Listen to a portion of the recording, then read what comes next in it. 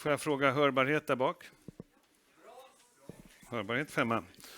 God eftermiddag, or rather good afternoon. Ladies and gentlemen, very much welcome. My name is Wilhelm Lüning, and I am chair of the board of the Association for Generally Accepted Principles in the Securities Market, in Swedish, Föreningen för god sed på värdepappersmarknaden, hereinafter referred to as the Association. I warmly welcome you all to this yearly event organized and hosted by the Swedish Corporate Governance Board, Kollegiet för svensk bolagsstyrning. This year's event is something extra since it's the 20th anniversary of the Swedish Corporate Governance Board, which we will hear more about later today. I want to pay a special tribute and welcome to our distinguished guests, the chairs of 7 of the European Corporate Governance Boards. We are honored and pleased that you have taken the time to join us here today. The Swedish Corporate Governance Code, often referred to just as the Code, forms an important part of the Swedish self-regulatory system, which in itself has contributed to how the Swedish stock market has evolved to be one of the most vibrant and successful markets in Europe. The backbone of the Swedish self-regulatory system is the 5 executive bodies of the association. The first one, the Swedish Securities Council, Aktiemarknadsnämnden in Swedish. It issues rulings, advice and information on good stock market practice. And in addition, the Swedish FSA, the Swedish Financial Supervisory Authority, has delegated to the Securities Council to issue rulings on certain issues related to takeover offers. The role of the Corporate Governance Board is to promote the development of Swedish corporate governance. The board develops and manages the code. We will hear a lot more today on current trends in the corporate governance debate. The Stock Market Self-Regulation Committee produces and administers rules and recommendations for the stock market regarding public takeovers, remuneration of senior executives, incentive programs and private placements, and since most recently, rules regarding delisting of companies. The Swedish Corporate Reporting Board, it adapts and develops high-quality accounting standards regarding sustainability and financial reporting for Swedish listed companies. A key priority for that board is to actively influence the development of the international standards regarding sustainability and financial reporting. And this is inter alia performed through the board's engagement in EFRAG and its various working groups. And finally, the 5th executive body is the Council for the Swedish Reporting Supervision, which council reviews the annual and semi-annual reports of companies that have Sweden as a home member state and instruments listed on a regulated market. These reviews are carried out based on delegation from the SFSA, and the council works closely with ESMA within its various working groups. Perhaps this is a surprise, but the association's total activity is quite extensive. The association is a non-profit organization with a mission to pursue relevant issues and support and promote the efficiency, the resilience and robustness of the Swedish securities market, which in its turn is beneficial for the corporate sector. Members, as you can see, of the association are the Confederation of Swedish Enterprise, Svenskt Näringsliv, the Institutional Owners Association, IAF, Nasdaq Stockholm, the Association of Mutual Funds, Fondbolagens Förening, the Institute of the Accountancy Profession in Sweden, FAR, Finance Sweden, the Swedish Securities Market Association, and Insurance Sweden. These are the principles. The association has 3 main tasks. and that is to supply the executive bodies with people, i.e. identify and recruit relevant experts to take part in the various executive bodies, and also to supply the executive bodies with financing, and that is mainly handled through fees paid by the listed companies. Thirdly, that is to maintain and develop relationships with the regulators, primarily the Ministry of Finance and also the Swedish FSA. The self-regulatory system in Sweden has a long history. It started already in the late 1960s, ahead of a reform of the legislation regarding the Stockholm Stock Exchange, which then was a state-controlled monopoly. Sounds strange today. The Federation of Swedish Industry at that time, Industriförbundet, and the Swedish Stockholm Chamber of Commerce declared that if the regulator would set out the frame, the private sector would take care of the details. And based on that compromise, Näringslivets Börskommitté, NBK, was established in 1968. Inspired by UK, we here in Sweden got our first takeover code in 1971, which in its basic structure still is in force after more than 50 years. It's a true success story. NBK did then over the years issue a number of recommendations related to various issues like private placement, prospectuses, disclosure of shareholdings, just prior, long prior that we got that by legislation. In 1986, the Securities Council was founded, and again, of the role model in UK, the City Panel on Takeovers and Mergers. The Securities Council has become also a true success and plays today a very important role for all market participants. In 2005, the code was introduced and the Swedish Corporate Governance Board was established. At that time, I think we will hear it more later today, it was then decided that organize all those various self-regulatory entities into one system, and thereby the association was formed. Before I hand over to Mats Isaksson, Chair of the Corporate Governance Board, I note that Mats asked me to emphasize today that the Swedish Corporate Governance Board is the shining star of the Swedish self-regulatory system. And yes, Mats and Björn, on your anniversary, I can tell you, you are the shining star. I might, however, say the same to other executive bodies ahead at their anniversaries. The floor is yours, Mats. Thank you. Tack så mycket.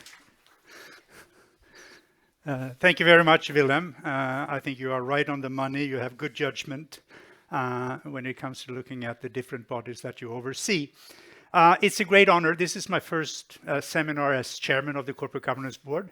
And I'm very excited, and I'm, of course, very honored also to take on this position. But it's demanding. But I'm pretty confident when I accepted the position, and there are two reasons. The first is the legacy of all of those that came before me. I mean, I'm standing on the shoulders of giants. Not only Carl-Henrik Svanberg, who was the previous chairman, but also I would like to recognize Per Lekvall, who I'm very honored to see in the audience today, who is some of the I think he's the grand old man of the Corporate Governance Code and the work that we are doing in the Corporate Governance Committee. So Per, your legacy is recognized and I hope also honored. The second reason is the quality of the board itself. I mean, we have a palette, a spectrum of participants in the board from different walks in life, from the investor community to the corporate community to the regulator community, etc.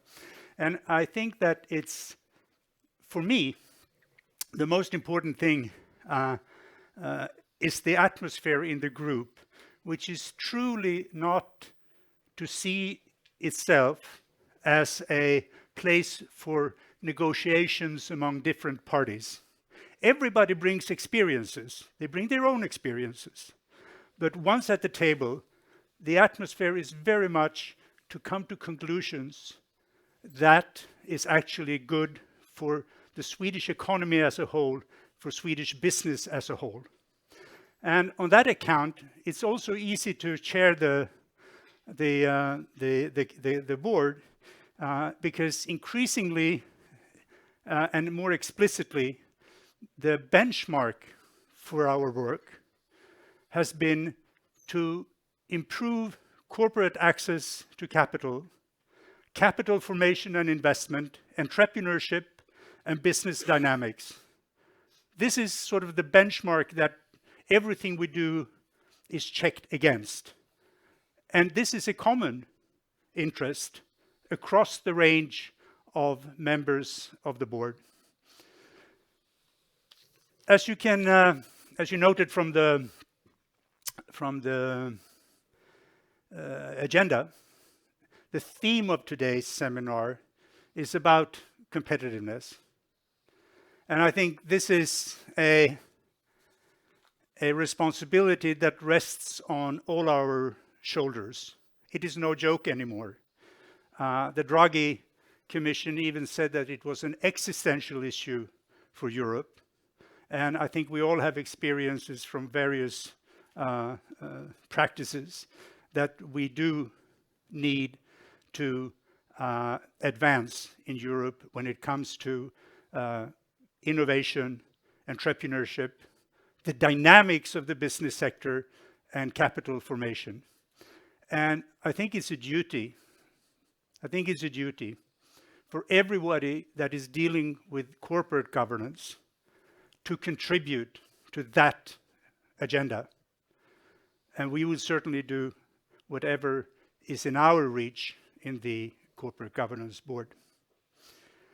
So the first one to discuss this issue about competitiveness and corporate governance is one of my mentors, Marcello Bianchi from Assonime in Italy. And his address will form sort of the backdrop to a panel discussion that will involve my colleagues from around Europe to provide their perspective on the issues, how they take competitiveness, capital formation into account in their work on corporate governance. Following that session, we will have a break. You can mingle, you can catch people and discuss with them. And the last session, we're very fortunate to have, two of the foremost experts on corporate governance in Sweden, I would say, to give us a journey of how the code has developed and how the corporate governance discussion has developed in Sweden during the past 20 years or so. So Björn Christiansson, our executive director, and Professor Rolf Skog will take care of that session, and we'll end the seminar around 4:30 this afternoon. Am I right? 4:30, yeah. But with that said, and without any delay, I'm really happy to invite Marcello Bianchi to take the floor. Thank you very much, everybody, for coming.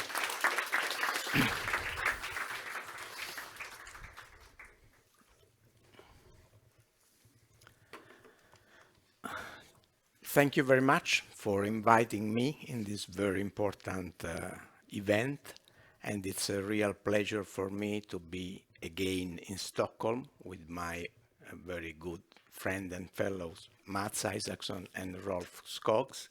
We shared a lot of experience around the world trying to address corporate governance toward the goal which is mentioned here. The title of this presentation underline a very tough issues, but when the going gets tough, the tasks get going. So I will try to address this issue. And I will organize my presentation around 4 questions. The first one is why connecting competitiveness and corporate governance. The second is why this issue is particularly relevant in Europe. The third is what can be done to restore competitiveness in Europe. And the last one is, do we need a European approach to corporate governance? Let me start with the first one.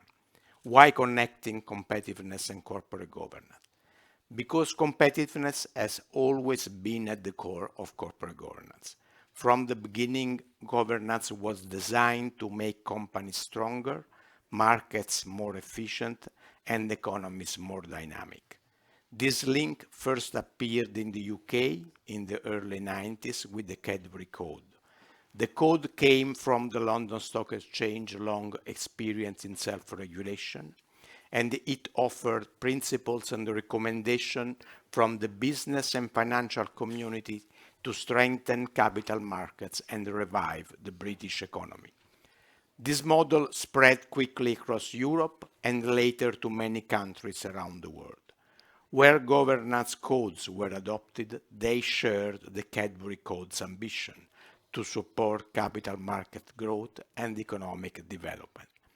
Actually, governance code improved practices, but their impact on capital market development was modest. In many countries, they failed to overcome deep structural weaknesses and did little to stop the decline of public markets. Meanwhile, policymakers began to see corporate governance as a tool for economic growth. The OECD played a central role in this process.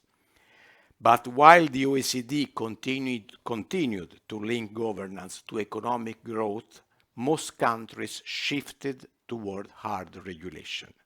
Compliance costs increased, making it harder for companies, especially smaller ones, to access capital markets.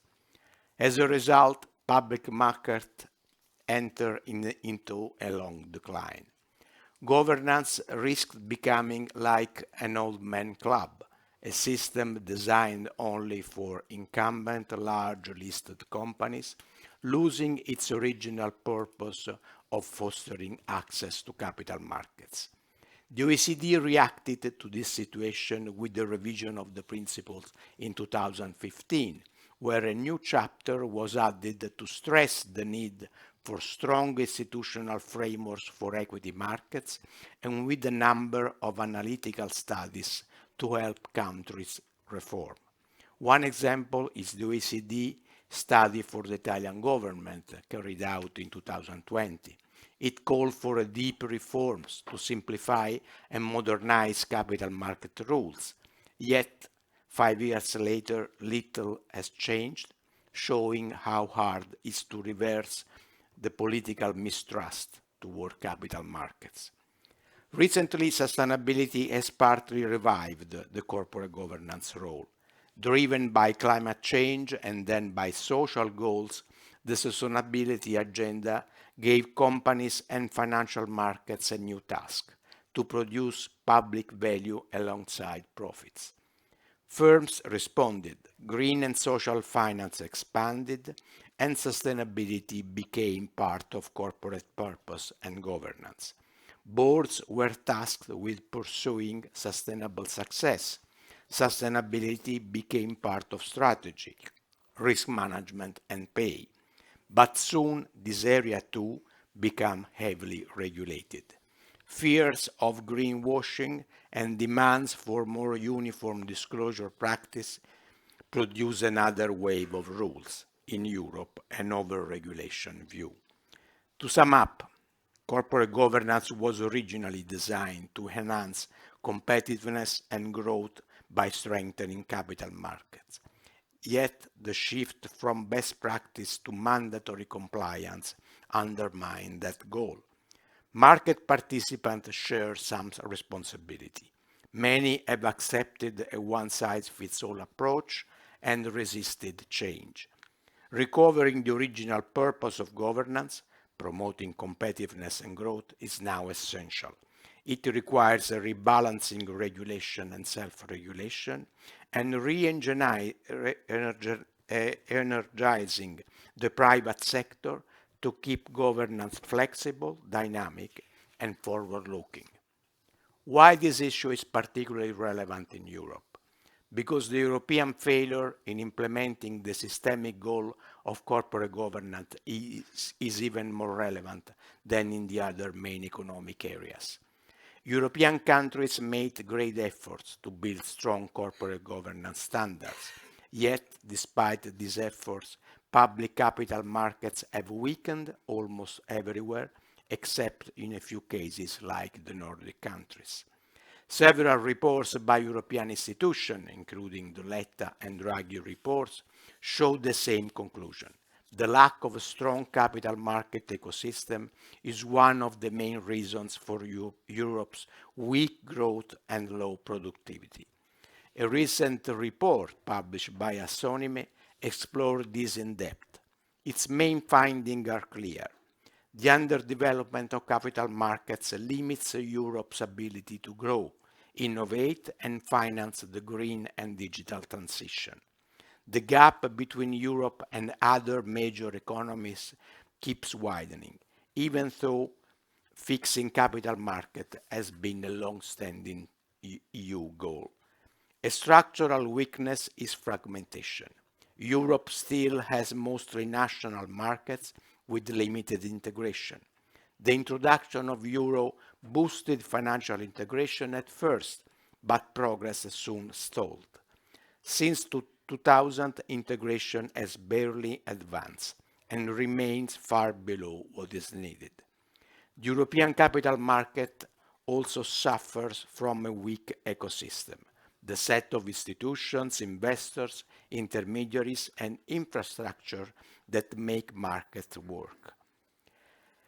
The overall depth of European capital market is much lower than in the US. This gap exists in every component, both on the demand and supply side, and is especially large for equity finance. The consequences are visible in productivity. Over the past 2 decades, EU productivity growth has lagged behind other advanced economies, with the exception of UK. Firms struggle especially at the moment of first access to public markets. The amount of fresh equity raised by listed firms relative to GDP is far lower in Europe than elsewhere, and the gap is widening.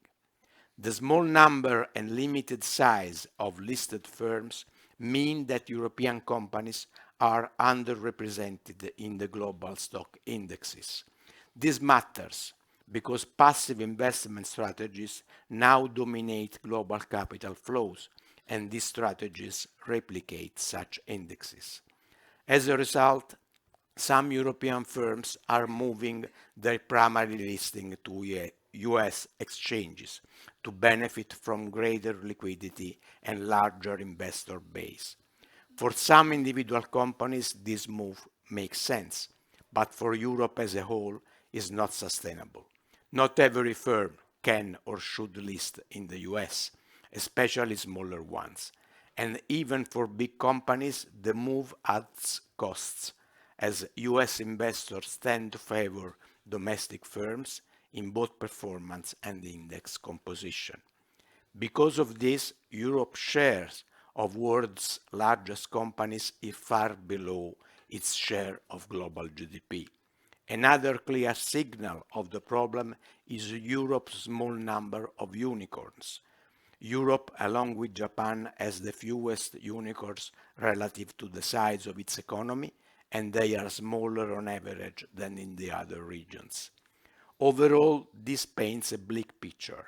Capital markets in Europe remain shallow, fragmented, and unable to fund innovation and growth. There are, however, a few bright spots, mainly in the Nordic countries, which show that good governance and developed markets can go hand in hand. This contrast raises an important question. The underdevelopment of capital market is a European problem, or the problem of most European countries individually? And if so, what is the solution? Should we focus on building an integrated European market or on fixing problems at a national level? The mainstream answer, supported by the main reports and the EU institutions, is clear. Europe needs full integration. I agree with this view, but there is one important caveat. Integration must not destroy what already works well in some national system. This brings me to the next question. What can be done to restore competitiveness in Europe? Over the past years, many initiatives have been launched under the Capital Market Union Action Plan, yet most have failed. Fragmentation of rules, enforcement practices and market infrastructure is still there, while the regulatory burdens have increased exponentially, hurting competitiveness and creating barriers to entry, as clearly highlighted by the Draghi report. As I anticipated, I support moving towards some forms of unified rules and supervision, at least as an option, the so-called 28 regime, but the main priority should be a radical revision of the EU regulatory approach. The Commission has promised to simplify legislation and cut red tape for rules on capital market, but results so far have been disappointing. In this area, the EU should not only eliminate redundancy and inconsistency, it should also rethink some basic principles. Let me challenge two of these principles, which I believe have harmed European capital market: the mandatory bid rule for takeovers and the principles of double materiality in sustainability reporting. The mandatory bid rule came from the UK system, where it was a self-regulatory mechanism. It worked well because it was flexible. But when transplanted into the EU law, a legal system based on hard rules and public enforcement, that flexibility disappeared. Bureaucratic discretion replaced the market-based judgment. Some countries, like Sweden, managed to keep a certain degree of flexibility, but most others ended up with complex, rigid laws. To deal with the variety of concrete situations occurring, they kept adding new rules and related exemptions, until, as one smart observer here in this room put it, there are no rules, only exceptions. Beyond its complexity, the mandatory bid rule itself is questionable. The idea that every shareholder should benefit equally from a control premium is disputable and rarely works in practice. In reality, this rule slows down takeovers. It creates long, uncertain procedures and opens the door to political interference, especially when a foreign bidder is involved. The target company is frozen by the passivity rule, and the process becomes expensive and unpredictable. The EU missed the chance to review this rule. Many governments prefer to keep their power to influence corporate control, but the result is a fragmented, inefficient market for takeovers. The second issue is the double materiality requirement in EU sustainability reporting. Under these principles, companies must report not only on what is financial material, the traditional standard, but also on what is impact material, meaning the effect of their activities on societies and environment. Europe adopted this approach in splendid isolation. The IFRS Foundation, which sets global standards, chose to maintain the single materiality approach based purely on financial relevance. The result? Higher cost and lower comparability. European companies must prepare two different reports if they also want to meet international standards. This increases the burden and creates confusion for global investors. Beyond that, the concept of impact materiality is vague. Unlike financial materiality, which has a clear benchmark, the company's own performance, impact materiality is difficult to measure and to assess. It depends on how one defines harm or impact, which varies by context and perspective. Even before the new rules came fully into force, the EU started revising them. Revisions are now underway, but the double materiality concept remains. This principle, in my view, lies at the root of European competitiveness problem in sustainability reporting. Other EU regulations suffer from similar flaws. For example, the prospectus regulation and the market abuse regulation. In the case of prospectus, simplification is impossible as long as national authorities must approve documents in advance. That approval process encourages risk avoidance, firstly by the competent authorities themselves, not better disclosure. The market abuse regulation also needs reform. The current principle of full disclosure is unrealistic. A simpler disclosure abstain approach, as used in the US, would work better. The same goes for the overcomplicated system of insider lists and procedural obligation. So, fixing European institutional regulatory framework is therefore essential to make capital markets once again drivers of growth and competitiveness. This naturally leads to the next question. What role should corporate governance play in this process, and do we need a European approach to it? At the first glance, a fully integrated European capital market might suggest the need for a single European model of corporate governance. It seems logical. If markets are unified, governance should be too. But experience tells a different story. Looking at the EU track record, I'm skeptical about trying to impose one model through regulation. The results so far have not been encouraging. We have already seen this with the Takeover Directive and again with the Shareholder Right Directive. It aimed to harmonize key governance issues like related party transaction, remuneration policies, and shareholder engagement. But in practice, harmonization failed. The rules become overly complex and rigid, losing the flexibility that markets need. But the main evidence of the EU inability to address this issue through a proportionate and pragmatic approach is the project launched in 2020 on sustainable corporate governance.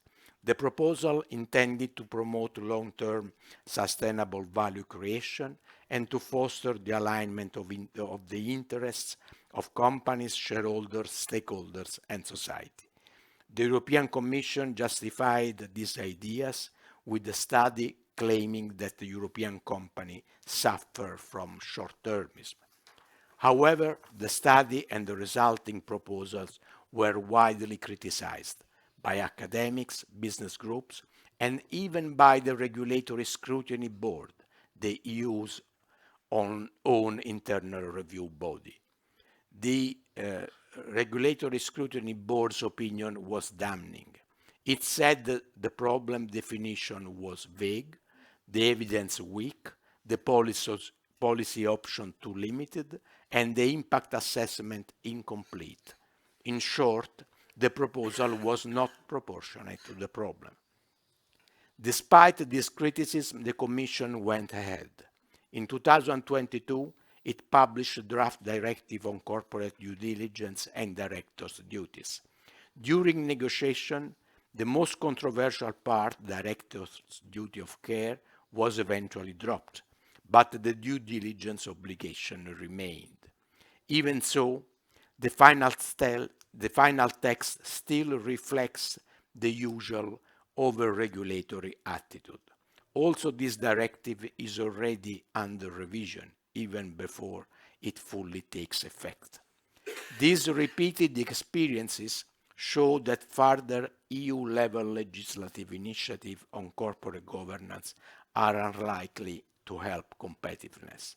This does mean that nothing should be done, but progress should come mainly from self-regulation, not from new laws.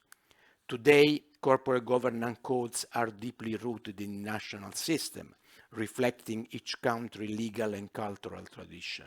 Yet, the European listed companies now operate under the scrutiny of global investor and proxy advisor, many based outside Europe, applying global standards, often neglecting the specificity of European corporate governance. A clear example is the debate on multiple or royalty voting shares, now allowed in many European countries. These tools can support a long-term ownership and investment, but they find the biased opposition of the main proxy advisor and many global institutional investors, although probably not here in Sweden, because they deviate from the one share, one vote principle, actually more a myth than a principle. Here, the custodians of European corporate governance code could play a stronger role. They could develop a common strategy to defend these legitimate practices and explain their benefits. At the same time, they could define best practices to ensure transparency and balance when using such instruments. More broadly, European corporate governance code could move toward greater convergence, in particular in addressing new issues like sustainability or artificial intelligence. This process has already begun. A network of code chairs from several major European countries, currently Belgium, France, Germany, Italy, the Netherlands, Spain, Sweden, Switzerland, and the UK, meets regularly to exchange ideas and experiences. Their last meeting was this morning here in Stockholm. The goal is not only to align standards, but also to strengthen the role and the voice of corporate governance codes in policy making, threatened by over-regulation both at national and European level. Corporate governance codes are not static rule books. They are living frameworks meant to guide companies toward long-term value creation and sustainable success. They give direction while allowing flexibility, helping companies innovate, adapt, and compete globally.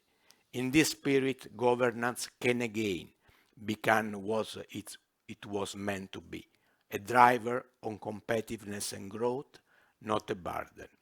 You may say I'm a dreamer, but I hope I'm not the only one.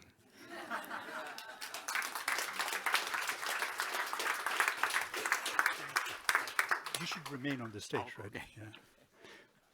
Well, thank you very much, Marcello. And now, without any further delay, I'm happy to invite the panelists, my colleagues, as you say, from different countries. We have Cordula Heldt from Germany. We have Sandy from France. We have Mark from the UK, and we have Bart is not here, right? No. But we have Rob from the Netherlands, which is an excellent compliment. Anyway, I think I'll stay here. Marcello, you have already spoken for 20 minutes, so I mean, you're welcome to join the panel. But I'm gonna put you last in the first round, because I think the discussion will be against the backcloth of Marcello's presentation. So you grab the mic, which means that you have a preference to go first. And the question that we have discussed to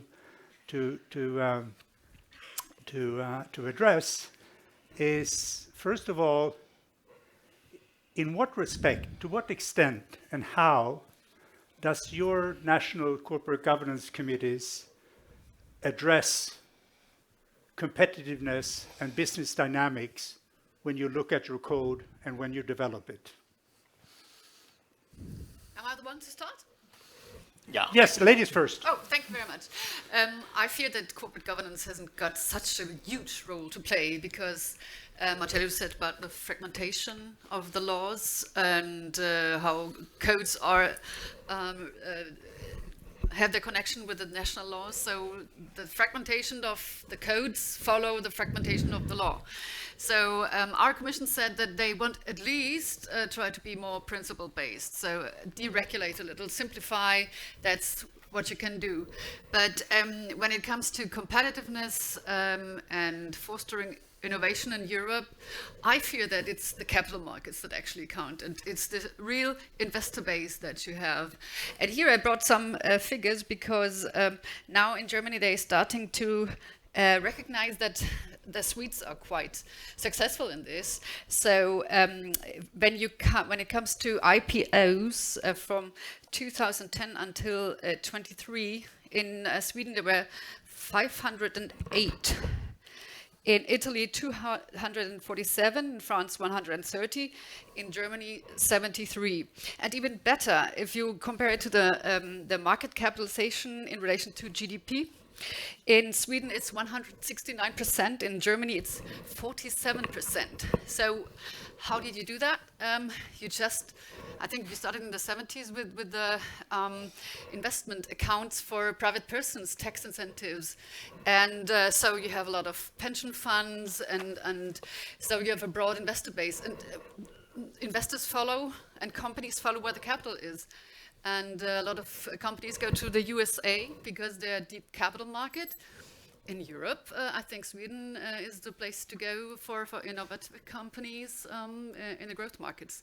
So although I'm, of course, head of the Secretariat of our code, I still would say there's more to do than only change the codes. I think that's a good advice. Mark? So if I can build on that, Thank you. corporate governance is enormously important because of the value that investors place in having assurance that a company is being well run. However, that is only half of the equation, and the other half of the equation has been quite weak, perhaps with the noble example of Sweden, which is why is corporate governance important? It's important for supporting capital formation. And I think for a long time we've leaned too hard on are you doing the right thing, instead of are you doing the right thing that helps you in your mission to form capital and support investment. And certainly when we went through the most recent revision of our corporate governance code, that was very much front and central in our thinking. What does good corporate governance do in terms of the cost of capital of your company? What does good corporate governance do in terms of the cost of credit default insurance that a company has to pay? And that's why it's really important that a corporate governance code is there to empower the board of the company to determine how that company operates, and in doing so to engage with its investors and its other stakeholders. And that engagement is absolutely critical. And I think what we've learnt from the UK experience is the importance of giving maximum flexibility to the board to determine that. But that is a cultural thing and a challenge, because people have learnt to lean too heavily on rules. And I'm minded, of course, when we talk about is there the possibility of greater coordination in corporate governance code setting, I'm minded of the first two lines of a Churchill quote, where it said, in England, everything is permitted unless it's prohibited. And in Germany, everything is prohibited unless it's permitted. So therefore, that is why it's important not to be too prescriptive and to have the flexibility of principles and to empower companies to use those on that mission of both delivering on doing the right thing and in so doing forming capital. Thank you very much, Mark. On that account, I mean, I recall, I mean, when I was still a kid, I was the secretary to a Weissman's group, which is a small group, 5 people or so. It included Sir Adrian Cadbury. And the the title of that very report that we issued and handed over to the OECD to develop their principles was Improving Global Competitiveness and Access to Capital. That was their whole mission. Improving corporate governance, competitiveness, and access to capital. And then I say it was a number of years later, I was up in Bourneville, where the Cadbury family has their chocolate factory, etc., etc. It's a nice city, but they don't have any pubs. Yeah. It's like a Quaker thing. So it was, but it was very nice. And I discussed this with Sir Adrian, and I must say that he was himself a little saddened that over the years this basic message had been lost, and it had drifted into, I think, as Marcello said, a number of other peripheral issues that have been taken on board in the corporate governance and also turned into law. So I think your description of the UK sentiment is quite correct and compatible with the Cadbury Code and the Cadbury's legacy as well. But we want to hear from the Netherlands as well. Rob. Well, like Marcello said, the overregulation is an issue, and I think we should go back to more principle-based. And the self-regulation of the code system is hugely important and very fundamental to be ahead of legislation. Legislation is per definition always too late. I think it's very important that we have, through this code system, and I'm very much in favor to have better coordination in Europe, that we synchronize our issues, not necessarily to do everything the same thing because we're all different, but what we can do the same is very important. So the self-regulation in combination with the principle-based allows us to be more accurate and more adequate in what's happening around us in the world, so we can act sooner, smarter, and more flexible. So I think this is very valuable, but it needs a reset, update, go to the next phase. After 20 years, we also had in the Netherlands a debate, is there still place for a code? And the answer is yes, but it also needs to be brought to the next level. And something, one of the things is less regulatory, less rule-based, but more principle-based. But that also, to conclude, comes with the responsibility of the people in the field. If you want to have principles, you need to have people who can bear those principles and really live those principles. And that's a responsibility also of parties in the field who wants to go to the judge and say, here is the code, and punish this entity because they're not applying. That's not where we should go. So principle-based, less rule-based, but it comes with responsibility, and I think we should emphasize that as well. That's a very good observation, and the responsibility of the participation in markets. Sandy, you sort of represent the origin of the civil code tradition, right?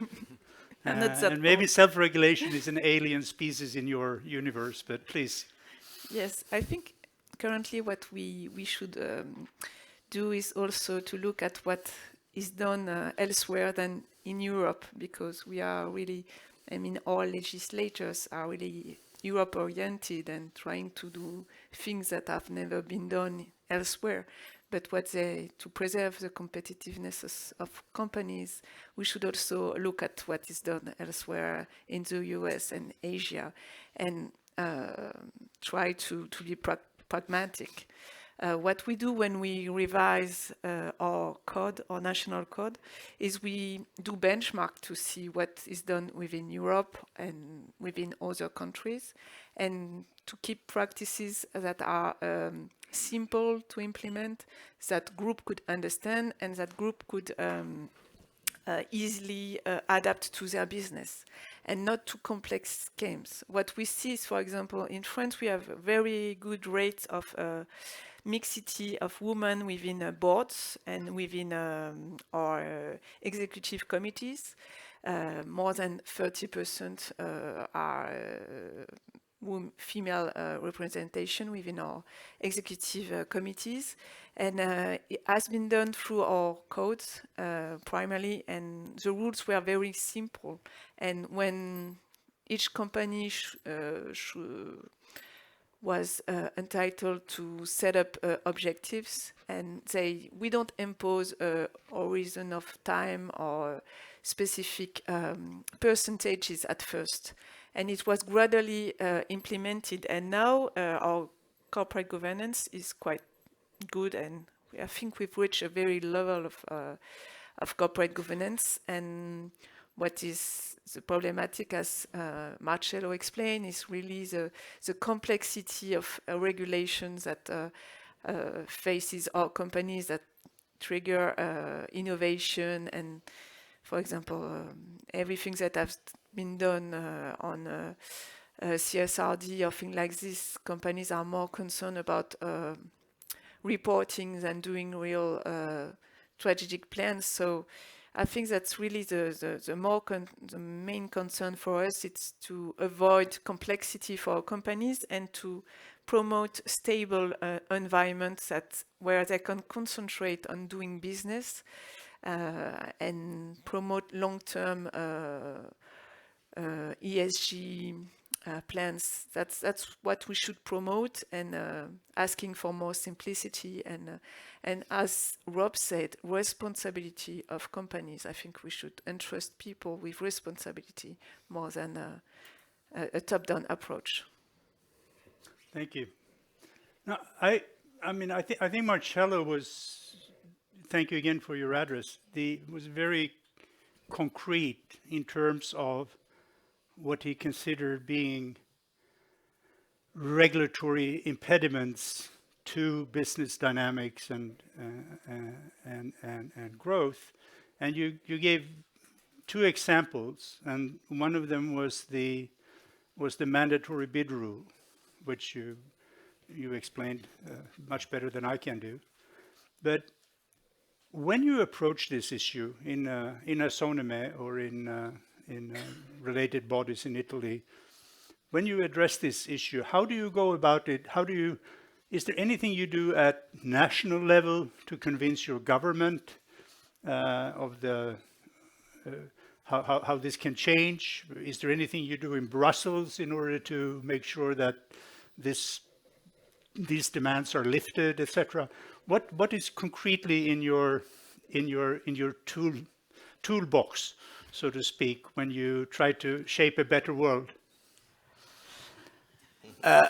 Assonime is the association of Italian joint stock companies, so it's our mandate to create a legal and structural framework for that is business friendly and open to the development of companies. So obviously we identified a number of rules which are against this process, and we are pushing in this direction. In Italy now, I mentioned that after the report that you contributed to produce at the OECD for the reform of the Italian system, the process is ongoing, and we published for the government a document where we suggested to address the issue that can be addressed at national level, that are not so much, for example, in the takeover directive, but there are some. The outcome, still there is just a draft, so we can hope for the future, but the outcome so far is quite modest, because there is no sufficient constituency in Italy to support such a view and to challenge some established principles. This is even more true at European level, because the main problem in takeover regulation is the mandatory takeover bid. And this is also a myth that is very difficult to challenge, because no one is ready, probably, to address this issue. So we are trying to mobilize, but also our members are not always so keen to support this issue because they are difficult to manage in the public opinion. So, and in the, for example, in the wave of sustainability regulation that occurred just in the last 5 years, it was very, very difficult to question some principles like the double materiality or the principle that you need a due diligence directive or the extension of, for example, sustainability to every sustainability issue. It was, I think, even reasonable to address climate change as a priority, but probably a more proportionate and gradual approach can be developed. But even companies were not so keen to support this view because when there is global convergence, the public opinion is a tough operation. Yeah. Well, I'm asking the question in a sense because I think it's an interesting issue of overarching importance, you know, this dialogue with governments and regulators, because it has two aspects to it, I think. I mean, the first is to sort of constitute the boundaries of law and regulation. I mean, where should they stop and where should we as self-regulators take over? I mean, that's one discussion that we constantly need to have with them. Maybe we should pick things, or we should move things into their area. And so that's a constant dialogue. And the second one is that at the end of the day, although we have other channels as well, going through the government is extremely important when it comes to negotiations in Brussels. I mean, they will eventually be your partisans in the negotiations. So there are two sort of roles in that interaction with governments that I think are important. So just very briefly, Marcello, who do you, when I would ask the same question to the rest of you, who do you talk to in government? Is it mainly the Ministry of Justice, or is it the economics department, or who is interested in you? Usually with the Ministry of Economy and Finance. Okay. And the securities regulator. Because the securities regulator, at least in Italy, plays a very relevant role in supporting the government in negotiation. In many cases, and this is, I think, a problem, the negotiation is delegated to the national supervisory authority. Even if the former representative of the government is a member of the ministry, but all the inputs come from the securities regulator. Because it's a technical issue, very often in the ministry there is no technical skills or interest or political interest to this issue. For many years in Italy, the development of capital market was not a political priority. And now it is, thanks also to your report, but the gap between a general political willingness and the real attitude is still wide, also because of this lack of competencies within the political bodies. Okay. So they need to rely on technicians, which are in the supervisory authority, but where they have different priorities and goals. And this was very clearly stated and explained by the French national authority that published a statement a few weeks ago, and they explained that the process of simplification of European regulation is impossible if the national authorities are involved in the process, because they mistrust each other, and the outcome of their negotiation is that they want more rules at the European levels. And this is the outcome. Everywhere you start from to simplify, and you end with more complicated rules. And this is because they are involved. And I was involved in the securities regulator for many years, so I played a negative role in this perspective. We remember some of the negotiations on related party transactions, right? Yeah, of course. But it's not. The problem is that they should not be involved. Right. Not that they are bad guys. It's a different plan. It's a different level of responsibility.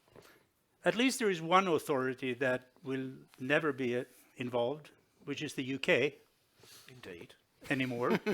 Although you played a very constructive role while you were still at the table. But you wanted to say something else. Yeah, I did. And think back over 20 years about what's changed. And it's changed even more in the last 5 years. What has got more important? Private markets. What has withered away? Public markets. So private capital has become more important. And if you look at the, return to the exam question about the importance of capital formation, where is it being formed now at pace? It's being formed in private markets, not in public markets. What have private markets done really well? They've fought back against regulation, against disclosure, against ever longer reports, against mandatory sustainability reporting and other things. What's the one thing that private markets have embraced? The importance of good corporate governance, which they've recognised is important even in their own lighter regulated model. And I think that's a lesson for us. It shows that, in a sense, we are harming our public capital markets because the regulatory cliff edge between public markets and private markets continues to grow. So you don't incentivize people to operate in public markets. Why not do it in a private market where you're less regulated, where you are freer in terms of what you do? But I do think it's a really important point, for this group and for this audience, about even there, the recognition of the importance of good corporate governance. Do I hear an implicit, not criticism, because that would be out of the question, but maybe an implicit second thought about the UK listing requirements and the willingness to accommodate a wider and wider spectrum of different companies in London? Well, what I always find really strange is that when we have lots of conversations, and this is not just in the UK, this is in other jurisdictions, people go, we have a principles-based framework. And you say, print out your principles-based framework. And it's 2,500 pages long. So it's not, is it? It's not principles-based. There's no judgment in it. And I think, Marcello, when you were talking earlier, you talked about the importance of risk. And if you look in company annual reports about risk reporting, they've got dozens of risks because risk has become a compliance exercise. It's not become a judgment-based exercise. The importance of investor-based single materiality is it allows you to say what are the most important things that the company is focused on. And you look at the risks that have been reported and you say, how many of these have been discussed recently by the board? No, they haven't, because they were focused on something else. So what it's done is that all too often we talk about a principles-based approach, and yet we have created rules by another default. And when we were going through the revision of our corporate governance code, the one point our chief executive seized onto is he said, people say there's lots to do in corporate governance. We used to say the corporate governance code is 14 pages long, and there are big white margins around the edge. So there are not many words. And that's, I think, what we need to push for. Very good. Rob, who are you talking to in the Netherlands in terms of government? And are they listening? You know, the code is anchored, as we say, in the law, and the ministry we talk most, but as little as possible, is economic affairs and some financial department and legal departments. But I think we should keep out politics as much as possible, because that's the advantage of the self-regulatory system with players in the field. But there is a huge tendency from politicians to interfere. And I think we should push back and stay on the principle-based, the flexible-based, the head of all kinds of laws and regulations based, and stay as close as possible to the actual thing that's happening. So I think the debate should also be, how do we keep the politicians out? That's quite a mission. But how about yes, yeah, please go ahead. Yeah, no, it's ambition, but we need ambition because we need to go to the next phase in the whole corporate governance I world. rephrase the question, like in Germany. I mean, when you either want to keep the politicians at bay, not to interfere too much, or when you want to sort of influence your politicians once they are sitting and negotiating in Brussels, where do you turn and what do you generally get as a response? Do they understand the issues? Are they competent? I mean, do they need education, et cetera, et cetera? I mean, I think this is one of the things that we're also dealing with in Sweden. I mean, what can the Corporate Governance Board and the self-regulatory community do in order to communicate? Maybe educate is a little bit presumptuous, but at least inform and the political landscape of who we are, what we do, how it works, what the business thinks about it, et cetera, et cetera. So, Germany, where do you turn? So, in the first place, the commission is set up by the Ministry of Justice. So, of course, talk to the minister. But the interest in core corporate governance issues, self-regulation, of all the ministers that we had in the last years is really basic, let's say, except if there are some cases like Wirecard. Suddenly they are interested in risk management and how you organize it and put together the different internal control, risk management, compliance management systems, so they are working together and stuff. So it's really difficult. We now, the Stock Corporation Act in Germany is 60 years old now, and they're talking about reforms. It's going to be very interesting because I don't think that they're really that loose of this rigid system. And I don't know if they have heard the call, because a lot of companies are now incorporating in the Netherlands, because not only because of co-determination, but it's more flexible. The rules are more flexible. And to give you an example for the 28th regime, we see this all, as I already hinted on it, together with the Savings and Investment Union. The sense of the 28th regime, in our opinion, must be to give company law a chance to be part of the solution in order to raise capital or provide capital markets in Europe. So when we talk to the Ministry of Justice on these issues, they already had a hearing on it, so they're interested in the project. We can say that we would like to have more flexibility when raising capital, authorized capital, etc. But this is not the point. We want in the first place, we want to make sure that there's an interjunction between competitiveness and company law. So we're really on the highest level. And of course, this is the same discussion that we have with the EU Commission. And so it's really difficult to talk to the German legislator, because he's always in the second line after the EU Commission. So it's more important to be in Europe. Thank you, Cordula. May I bother you with one follow-up question, which may interest more than me? How about unions? Because, I mean, they do play an important role in the board structure in Germany. How about outside of the boardroom in the corporate governance debate? Where do you feel that they fit in a discussion like the one we have today? I mean, you don't need to speak for them, but maybe at one meeting we should have them in the room and actually ask them, how do they see this? One of our members in the Corporate Governance Commission is appointed by the trade unions, so we're in constant dialogue. And of course, he really focuses on the participation of workers' rights, and that the Commission wouldn't say anything against co-determination, which we're not intending to do because this is the law. Why should we do make any point? But just co-determination about what?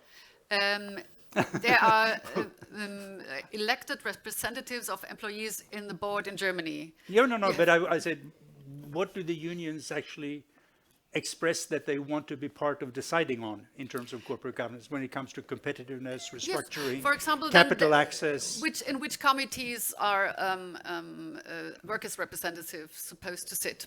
Mm-hmm. So, for example, in a nomination committee where you pick on or make proposals who can be proposed as next supervisory board members, they have nothing to say there, for example. Mm-hmm. So, but these are core issues. It's just like a watchdog, I must say. Okay. For example, I don't know if you're aware that the 28th regime, they're already getting into place and firing against it because they say that it's going to be a social race to the bottom. I don't know why. So they're playing a huge role and don't dare to touch co-determination when you're talking about 28th regime. 28th regime. Don't dare. Exactly. Well, and in France, how do you feel your relationship with the political side? Do they listen? Do they understand? Are they, as Marcello say, are they competent? Do they have a good understanding of the... Yeah, we have a good relationship with officials in France.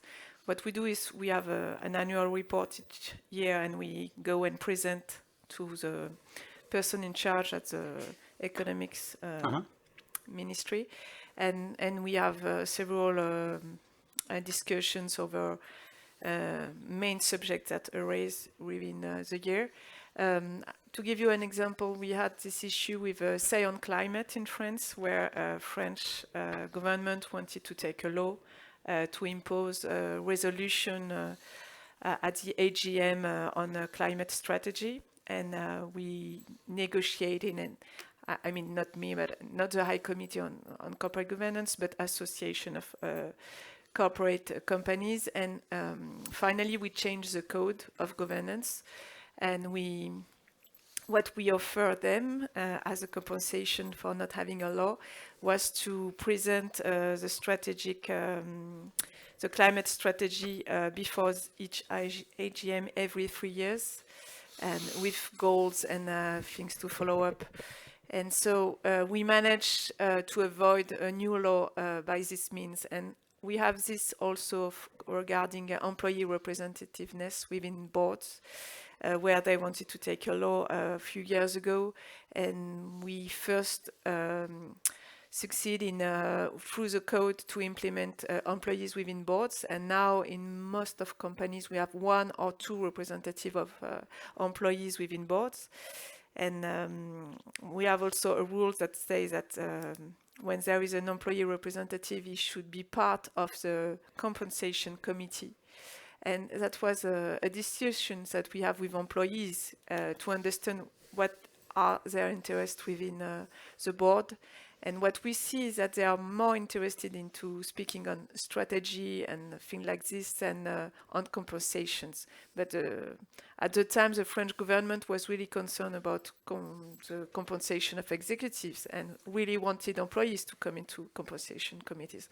But so we try to balance, to discuss and push things in the way that would be favorable for governments as well as for companies. So it's a balance to find, and but the GOT is a good instrument to try to compensate what they want to impose on companies. Thank you.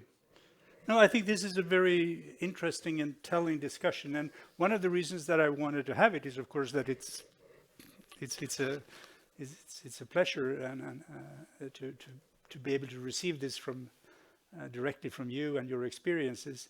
But it's also a little bit about the discussion about making what we call, quote unquote, self-regulation an integrated part in the regulatory framework. I mean, you noticed Wilhelm's presentation this morning with all the different bodies that are under his regime as the chairman of the, what's it called in English? The Godset. The Association for Generally Accepted Principles in the Securities Market. Föreningen för god sed på värdepappersmarknaden. I did not find out that name myself. Right. It's a perfect name. It's a perfect name. But you saw it has all these different bodies that perform different functions. And I would say that some of it is not even self-regulation in the traditional sense of somebody finding out that they want to regulate something. It's also delegated from the Securities Commission itself to the market to make these decisions. I think the most prominent example that we have is the Securities Market Board, Aktieninstitut, which and Marcello will envy this when it comes to rulings on takeover bids, rulings on compensation, ruling on some sort of market disclosure issues. Well, there are several other issues as well that they take care of, and it's a totally private sector run body that makes the rulings. And this is, we have Rolf here, who is the CEO, I think, VD of Aktiemarknadsnämnden. And this is a body totally contained of private practitioners. They are open 24 hours a day, 7 days a week, 365 days a year, honestly. Last year they made 81 rulings. 81 rulings on takeovers and remuneration packages and principal issues. None of them were contested. I think since the very start. When did you start? 2086. Yeah, right. I mean, there's been about 1,300 rulings, something like that. And I think 4 have been really contested. And none have been overturned. So this is a system that is built in, and I think the Securities Commission, the government, the judges, the courts, they are very happy because it's lifted off their shoulders and it's carried out in a much more efficient way. And the most important thing is that the business community is happy. Because what they want is speed and predictability. And this is what they deliver. I have seen courts in Italy. I shouldn't go back to Italy. I can say Argentina or whatever, right? I mean, some it's country, the same. Yeah. More or less. These cases pile up in courts. I mean, when he was in Consob, I saw his desk. It was prospectuses that had to be signed or whatever. But they pile up in court, and it takes forever to solve them. And you can testify probably out of it. So I think this is why I wanted to have this round, and I agree we should maybe keep politicians at bay, but there is also a merit in convincing and trying to make the self-regulatory system an integrated part of the regulatory framework. That was and I think you've given, yes, Marcello. No, just to give you an example taken from a country, where the combination of some rules with the bureaucratic attitude create monsters. I mentioned in my presentation the ex-ante approval of prospectus. This is my view a very bad rule, because there is no reason for ex ante approval, because it creates false incentives. But also the effect on the speed of the process.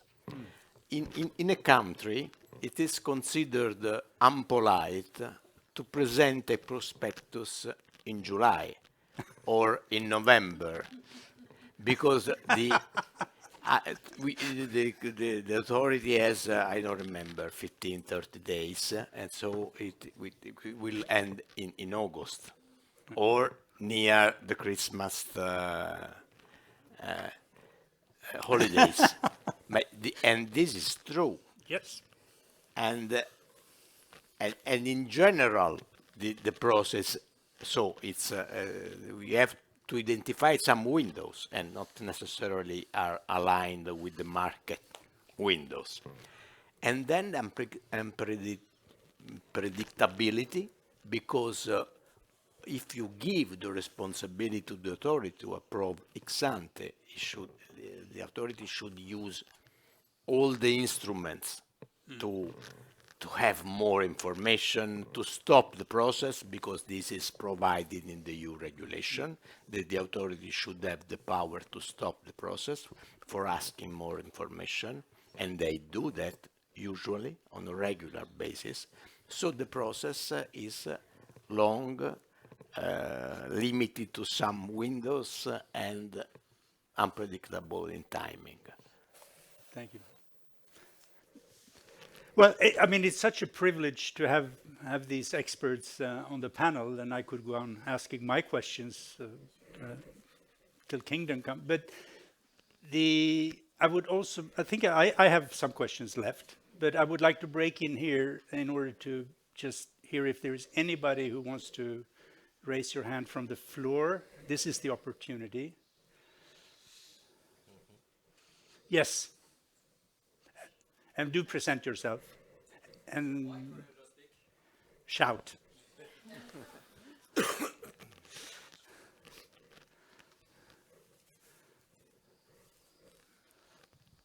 Thank you. Thanks, Mats and Kollegiet, for hosting this super interesting seminar. And thanks for all of the representatives of the 9 chairs for coming north to us here in Scandinavia. I myself traveled east, not north, come from Oslo.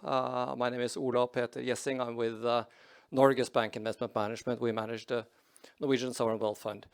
Mr. Bianchi, you made at least me interested in your statement about the mandatory bid rule.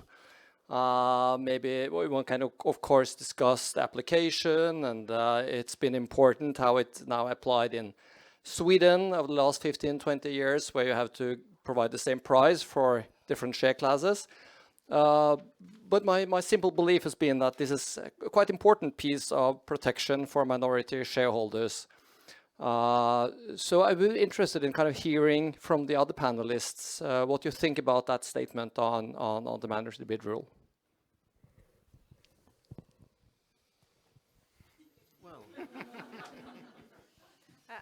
I have a recent example in France.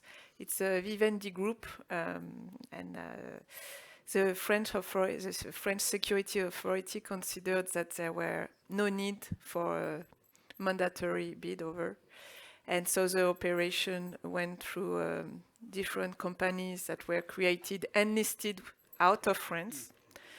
And then there's been a court action by a minority shareholder, and then the court decided that it should have been a takeover bid. So now the operation, it's totally in vrac, and I don't know how it's going to be managed, but there will be, I guess, huge compensations to be paid by the company. So in terms of predictability for the company and for the business, and I think it's very damageable when you don't know how to apply law, you don't know how it's going to work, and you are subject to court decisions that could really totally change the way you were doing your business and you organize your business. So in Germany, we have the takeover of Deutsche Post by Postbank by Deutsche Bank, and there's a court ruling going into the tiny bits. When was it? 1 day before, or was it 3 days after? Which is really interesting because they said it was before the financial crisis was took place, and 3 weeks after another valuation. And the problem in Germany is also the valuation, because courts don't trust the stock price, even though it's averaged, and so they try to do their own valuation. So it's as a tool to make management be careful, or to make investors careful before any acquisition of a big stake, it's okay. But if it comes to the cases that happen, it's terrible. So if I can sort of add, Marcello did reference the fact that you probably have this rule because we started with a rule like this in the UK, but it wasn't a rule, it was applied flexibly. And therefore it was an important piece of the shareholder protection, minority rights protection armoury. The problem is, once it becomes a rule, its value dies, because it becomes a cottage industry of people trying to interpret at just what point did this become this, did this become this. And actually, you lose sight of why are you doing this? You are doing this to protect the rights of minority shareholders. And that's all I can really say is the fact that this need to turn everything into a rule where there is no longer any principle and no longer any judgment completely undermines the value of the exercise you were trying to undertake in the first place. Rob, you agree? No real comments to add to this. I agree with what Mark's saying. Very good. Any cocky, was that the word you used? A cocky institution? Cocky advisors. You said something like that. Anyway. Cottage industry. Yeah, the cocky industry. That was the word. Anyway. Anybody else out there in the... Yes, our guest of honor.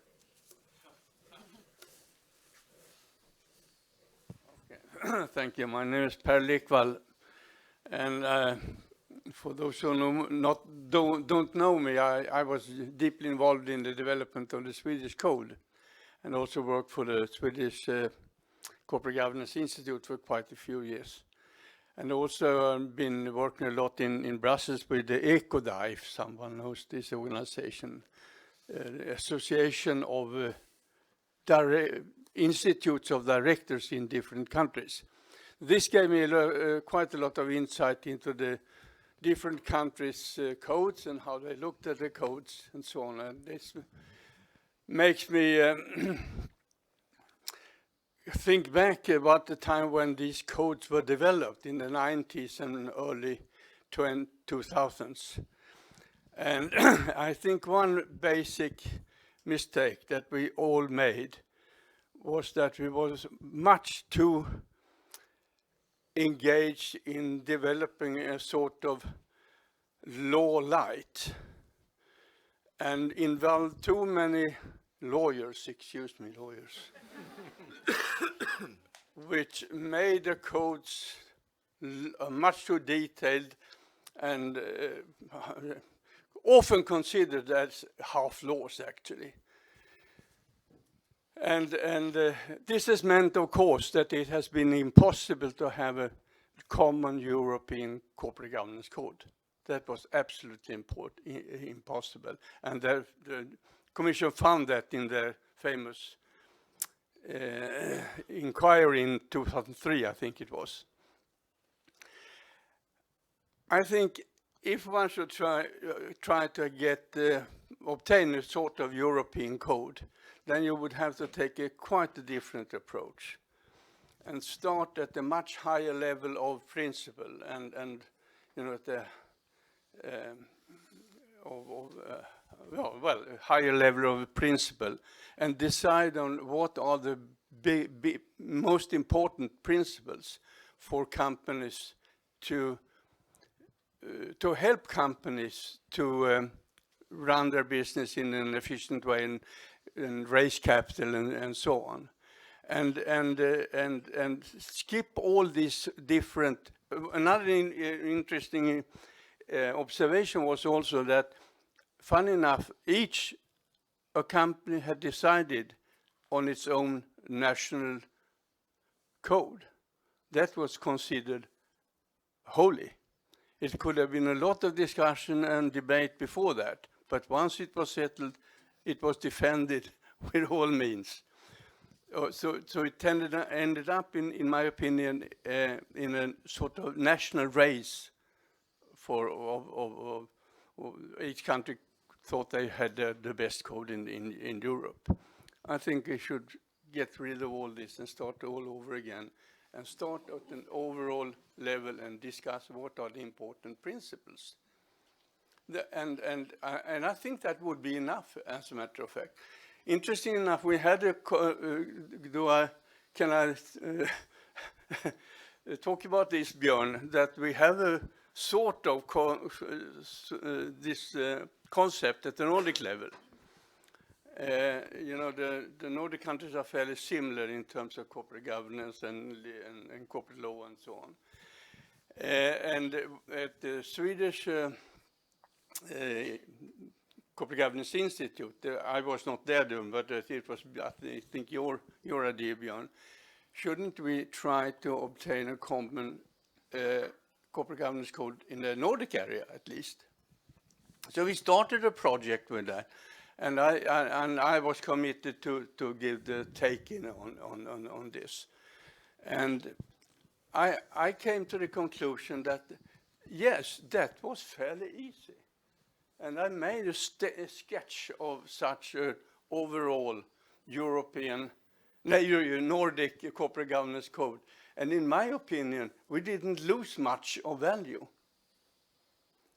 But it could be applied in this. And if you could do that on a European level, which is, of course, much, much more difficult, I think that would answer Marcello's question about that would be nice, but it is impossible. So, well, having said that, I also think that is not the main issue, but the main issue in Europe, that is the lack of common capital market, but that is another question. But talking about corporate governance principles, I think we should take a complete new approach. Thank you. Sure. Thank you very much. But it's not only the lawyers, it's the problem the investors don't accept deviations from the codes. This makes the code a law. And even if you're more principle-based, if the principle is not too high level so that you cannot in any way deviate from it, then we still will have this law-like codes, I think. Like, bizarrely, one of the best things that happened in the application of our corporate governance code was the COVID pandemic, because everything closed and companies could not, for instance, meet or interview the person they wanted to be their next chair. So therefore, in their next annual report, they had to explain why they could not comply with the code principle about the independence of their chair. And it was wonderful, because explanations went from 10% to 50% overnight, because people realised that this flexibility was there for a purpose. But the point you make about really focusing on the principles, it almost comes back to Rob's point about, you know, when you look at the code, you have to keep the politicians away. Because I say in my role, my most important job is to stop the code becoming a Christmas tree. And I say a Christmas tree because children like to hang things on the Christmas tree, and politicians like to hang things on the code. And we have to stop that. It is not a Christmas tree. It is a series of principles. And I think it's applicable for a lot of more things that if you would done it again, you probably would have done it differently. Because now we know more what we knew then. So I agree that, so that's why I think we should look forward and see what we can do now and try to synchronize and harmonize as much as possible where it really adds value to the higher level purpose, which is good governance, whatever it is. But that's the debate. What is good governance in a period, in a time frame like today? That's probably different in 10 years, and it was different 10 years ago. And that's the good thing of keeping this code alive, that we can have the actual discussion now with a lot of responsibility. And of course, we need to explain to politicians the benefit of having a code as self-regulatory, not keep them out in the sense, keep them unknown, because then they start even coming more. So keep contact and explain, but let not interfere. They are for the law and we are for the code, which is self-regulatory, and that split should be maintained. Well, I think that's true, but in practical terms, the dynamics is not seldom that the politicians offer a law. And then, from the business perspective, the battle is to grab that baby and run with it into self-regulation, right? I mean, this is often what has happened in our case. That I mean, and if you are strong and credible as self-regulators, you do have and respected. Then you do have the ability sometimes to convince politicians who do want to put things on the Christmas tree, which could also be company law. That's also a Christmas tree for people to hang on their pets, if you want. But if you're a credible, strong, reputable self-regulator, you may actually convince them, please, don't put it there, take it to us. Yeah, and be ahead of things. I mean, yeah, absolutely. Before there is a law, you're many years further, and we can do it quicker. Yeah. And there's another thing, politicians, they also I think we should be careful that the politicians do not use the code for their own message. No. And that's also the unions were on the table. We have these supporting bodies in this self-regulatory system. One of the unions stepped out because they're not happy and they didn't feel heard. And now the question is, do they need to come back? And of course we say, yes, you need to come back. But before they do, I want to have a good conversation with them, because if their only interest is employees' benefits as high as possible, no matter what it costs in the company, because they are greedy capitalists, you know. I'm not saying that our union thinks like that, but if that would be the case, that is not an ideal party to have a supporting body in your self-regulatory system. So again, I come for this responsibility.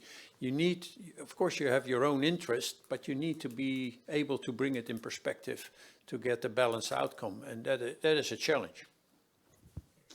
If I may, I think that the issue raised by Per is very relevant. There are also some mistakes in the codes, and this was too detailed, but also one issue that we have to address. I think it is the one raised by Cordula, the failure, or at least the problem of the comply or explain principle, because actually it's very hard not to comply and explain, because you pay very high costs.